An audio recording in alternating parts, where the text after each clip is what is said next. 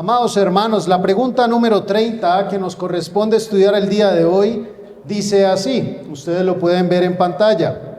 ¿Por qué Él se llama Cristo? Es decir, ungido. Dice la respuesta, porque Él fue ordenado por el Padre y ungido por el Espíritu Santo, como el principal profeta y maestro, que nos ha revelado el consejo secreto y toda la voluntad de su Padre, concerniente a nuestra redención, y como el sumo sacerdote que con aquel único sacrificio de su cuerpo nos ha redimido e intercede continuamente ante su Padre por nosotros, y como Rey que nos gobierna por medio de su palabra y su Espíritu, y defiende y preserva esa salvación que ha comprado para nosotros. En el principio, Dios creó los cielos y la tierra. Así inician las escrituras del Antiguo Testamento. Específicamente, en el sexto día de la creación, Dios formó al hombre a su imagen y a su semejanza. Pero cuando vamos al capítulo 2 de Génesis, vamos a encontrar particularmente en el versículo 8, que Jehová Dios plantó un huerto en Edén y colocó allí al hombre, a Adán. Adán fue creado un hombre feliz, un hombre santo, un hombre saludable. Sin embargo, Adán estaba solo y Dios en su sabiduría y amor paternal vio que no era bueno que permaneciera en soledad. Entonces hizo que Adán cayera en un sueño profundo. Abrió su costado y de su carne y de su hueso formó a una mujer, a su compañera. Y al despertar Adán contempló a su ayuda idónea y lleno de alegría él exclamó con gozo por aquel regalo divino de su Padre. No obstante, la Escritura nos narra que en ese jardín, mis hermanos, también había una serpiente. Y esta serpiente tenía intenciones malignas, porque buscaba atacar y depositar su veneno. Y al no poder enfrentarse al Todopoderoso directamente, ¿qué hizo la serpiente? Dirigió su ataque contra la novia, contra Eva, quien se encontraba en peligro al ser tentada. Y es aquí donde vemos el rol crucial de Adán, como profeta, como sacerdote y como rey. Adán como profeta debía advertir a su compañera de la palabra del Dios Todopoderoso. Adán como sacerdote debía ser celoso en guardar la santidad de su esposa y del jardín que se le había confiado. Y Adán como rey tenía la responsabilidad de protegerla, de ejercer dominio sobre toda la creación, incluida la serpiente. Pero en ese momento decisivo, mis hermanos, Adán tenía que aplastar esa cabeza de la serpiente. Sin embargo, Adán permaneció en silencio y no actuó. No desenvainó la espada y no cumplió con su deber. Y así, cuando la serpiente golpeó con su veneno, Eva cayó. Adán también cayó. Y así comienza la historia de la humanidad. Quiero que veamos de manera rápida a Adán como profeta, a Adán como sacerdote y a Adán como rey, como las escrituras nos muestran estos tres oficios.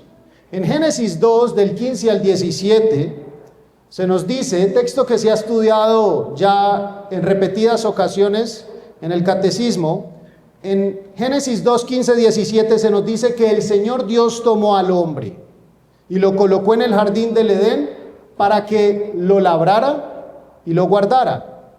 Y allí Dios le dio este mandato a Adán. Pon atención, dice, de todo árbol del huerto podrás comer, mas del árbol de la ciencia, del bien y del mal, no comerás, porque el día que de él comieres, ciertamente morirás.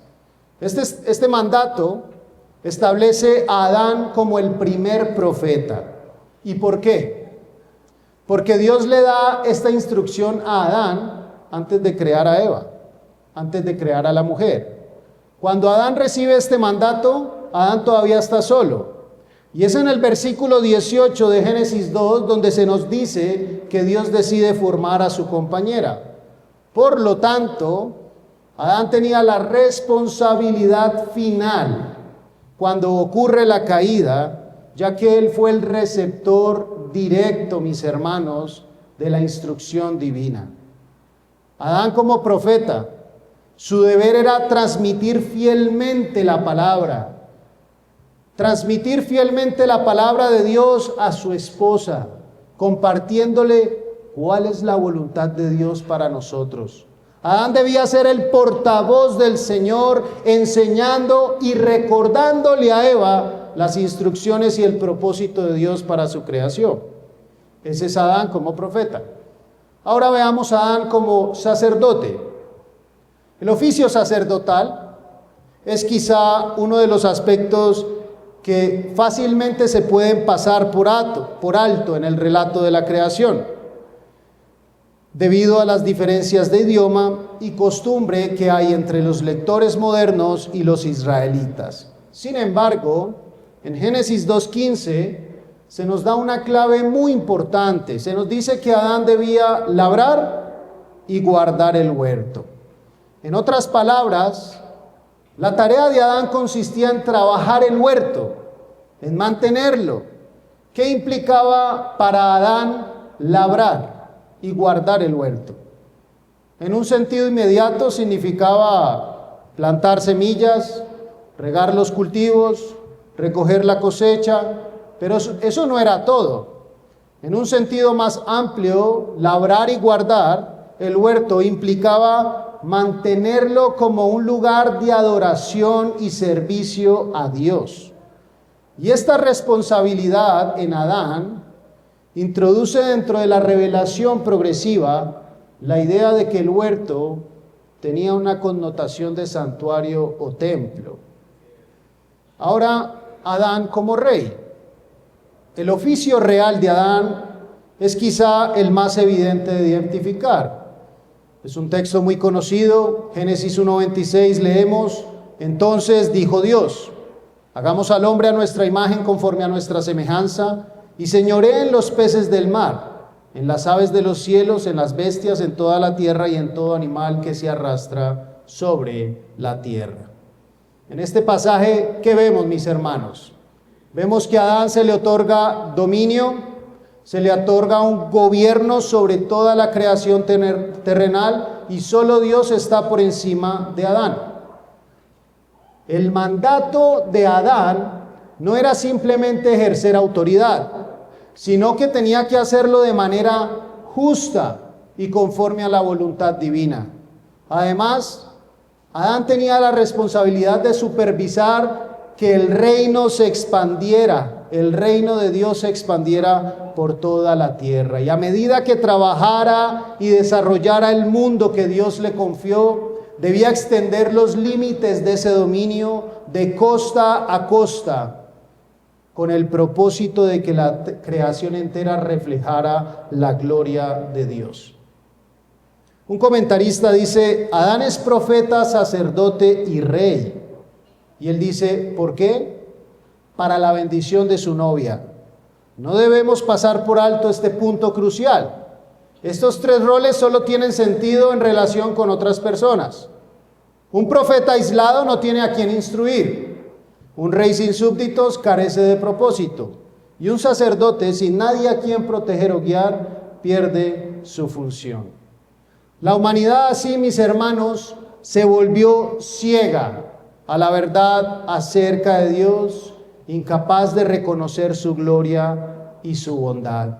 Y por esta razón se hacía necesario un segundo Adán, un verdadero profeta que pudiera abrir nuestros ojos a la verdad divina, un sacerdote que nos purificara del pecado y un rey que venciera la muerte y al diablo en nuestro lugar. En resumen, se necesitaba vendría un Mesías. Y a medida que la historia de la redención se desarrolla a lo largo del Antiguo Testamento, nosotros vamos a ver que Dios envía diferentes personas para desempeñar estos roles, como profetas, como sacerdotes, como reyes. Los profetas proclamaban la palabra de Dios. Los sacerdotes llevaban a cabo los sacrificios e intercedían por su pueblo, y los reyes gobernaban. Sin embargo, cada uno de estos llevaba a cabo su labor de manera limitada. ¿Y por qué limitada? Porque ninguno de ellos puede enfrentar de manera total y definitiva con el problema del pecado. Todos apuntan hacia la necesidad de alguien mayor, alguien que supere a todos los profetas, sacerdotes y reyes del Antiguo Testamento. Y ese alguien es Jesucristo, el Mesías, el ungido de Dios.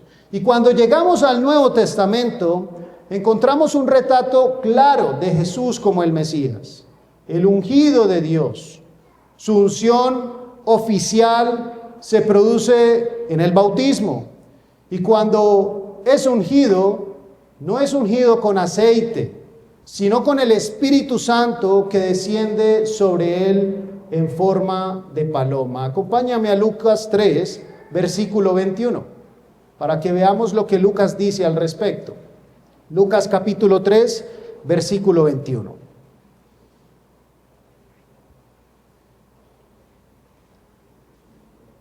Dice así la palabra del Señor. Aconteció que cuando todo el pueblo se bautizaba, también Jesús fue bautizado.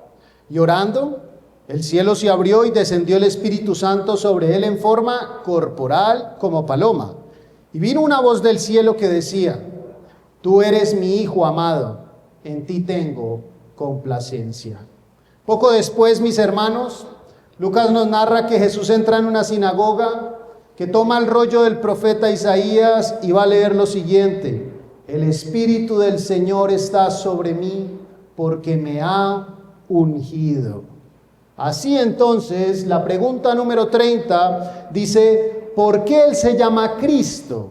Es decir, ungido, porque Él fue ordenado por el Padre y ungido por el Espíritu Santo como el principal profeta y maestro, que nos ha revelado el consejo secreto y toda la voluntad de su Padre concerniente a nuestra redención.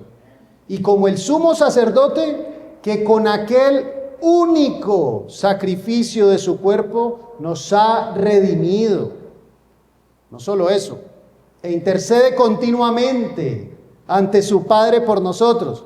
En estos momentos, mis hermanos, el Señor intercede continuamente ante su Padre por nosotros. Y como Rey que nos gobierna, sí, tenemos un gobernante, mis hermanos, por medio de su palabra y de su Espíritu, y defiende y preserva esa salvación que ha comprado para nosotros. A Jesús se le identifica explícitamente como profeta y sacerdote y rey en muchos pasajes del Nuevo Testamento. No es posible abarcarlos todos, pero por ejemplo en Mateo 12, si tú lees Mateo 12 hoy en la tarde en tu casa, Mateo 12 nos declara que Jesús dice ser mayor que el profeta Jonás. Él dice ser mayor que el rey Salomón, e incluso superior al templo. Y estas afirmaciones de Jesús, ¿qué es lo que están resaltando? Su supremacía sobre todas estas figuras emblemáticas de los tres oficios. Además, el Evangelio de Mateo comienza destacando a Jesús como el hijo de David. Lo vincula de inmediato ¿con qué? Con un linaje real, lleno de reyes de Israel. Pero no es casualidad que este mismo Evangelio de Mateo finalice o concluya con Jesús declarando: toda autoridad me ha sido dada en el cielo y en la tierra. Mateo 28. Este anuncio reafirma la soberanía de nuestro Señor como Rey de Reyes y Señor de Señores. Gerhardus Voss dice: los profetas, sacerdotes y reyes de Israel no eran solo sombras y tipos, sino también mensajeros y representantes del gran antitipo. Derivaron su autoridad oficial de la persona misma a quien como funcionarios proclamaron de manera sombría. Mis hermanos, esta es la identidad del Mesías, el ungido. Pero quiero concluir haciendo una importante reflexión, porque siempre debemos tener en cuenta no separar la persona de nuestro Señor Jesucristo de su obra. Nuestra salvación en Cristo no puede considerarse de manera separada de Él. Todos los beneficios que tú y yo recibimos a través de la salvación se encuentran únicamente en Él, en Cristo. Como alguien lo dijo, Él no es un divino Papá Noel, dispensando dones de salvación como si fueran algo externo a Él. No, Cristo es el regalo. Cristo es el regalo. En Él, tú y yo encontramos todo lo que necesitamos. En Cristo encontramos vida eterna. En Cristo encontramos perdón de pecados. En Cristo tenemos comunión con Dios. Amada iglesia, sentémonos a los pies de este profeta para que cada día podamos crecer en el conocimiento de Dios. Así como María lo hizo, tomemos nuestro lugar allí, apartando las preocupaciones de este mundo, los dolores, las aflicciones, y abramos nuestros oídos, roguémosle al Señor, al Espíritu Santo, que abra nuestros oídos y nuestros corazones para que recibamos sus instrucciones.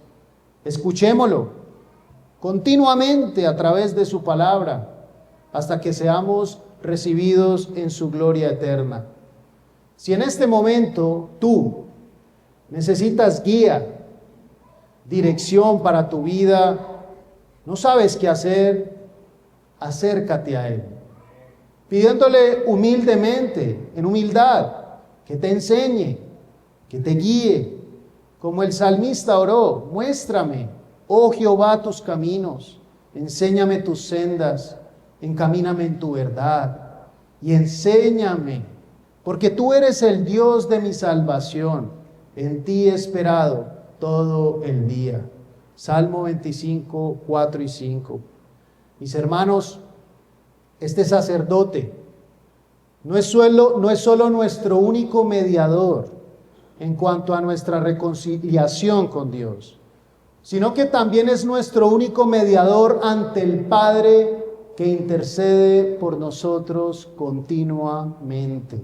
Si somos hijos de Dios, tú y yo hemos sido dados por el Padre para que, como sus hijos, Él nos libere, Él te preserve y ciertamente nos conduzca a la felicidad eterna. No dudes ni un segundo de que el pastor de pastores tiene un cuidado especial de ti y es compasivo en todos tus momentos de aflicción. El Señor cuida de su novia, de su futura esposa. El Señor cuida de sus hijos y de los miembros de su cuerpo. Él no se avergüenza de llamarnos hermanos. Y dado que el Señor Jesús es Rey, debemos confesarlo como tal y no avergonzarnos de Él. Como Él mismo dijo: a cualquiera pues que me confiese delante de los hombres, yo también le confesaré delante de mi Padre que está en los cielos. Pero a cualquiera que me niegue delante de los hombres, yo también le negaré delante de mi Padre que está en los cielos. Mateo 10, 32, 33. Si el Señor Jesús es Rey, entonces debemos obedecerle con todo nuestro ser. Debemos escuchar su palabra atentamente, no solo como oidores, sino como hacedores de su palabra. Además, debemos confiar en Él y reconocer que estamos completamente seguros bajo su protección. Mis hermanos, con esto finalizo. No hay otra protección más segura que la que Dios mismo nos ofrece. Pues como nos dice el Salmo 91, el que habita al abrigo del Altísimo morará bajo la sombra del Omnipotente.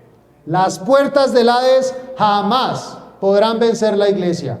Jamás podrán vencer la iglesia, porque no descansamos en tus fuerzas ni en las mías, sino en la victoria de Cristo. Somos un cuerpo comprado por sangre, protegido por el Rey eterno, y ni la muerte ni el infierno podrán apagar la luz que Él ha encendido en medio de nosotros.